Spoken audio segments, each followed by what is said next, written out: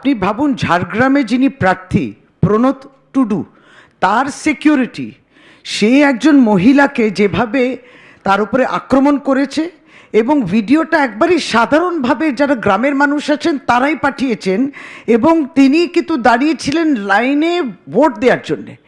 ভারতীয় জনতা পার্টির ক্যান্ডিডেট ঝাড়গ্রামে প্রণত টুডু, চ্যালেঞ্জ করছি আমি তা আপনাকে, যে আজকে আপনারা প্রধানমন্ত্রী থেকে যা যা শিখে এসছেন, প্রধানমন্ত্রী নারী বিদ্বেষের কথা বলেন, এবং ঠিক সেইভাবে ভারতীয় জনতা পার্টি প্রতিনিয়ত নারীর প্রতি একটা অসম্মান, এবং এখন বিএসএফ, সিআরপিএফ, তাদের বাংলার নারীরা তাদের উপরে যৌন হেনস্থা এবং আক্রমণ, সেটাও দেখছি।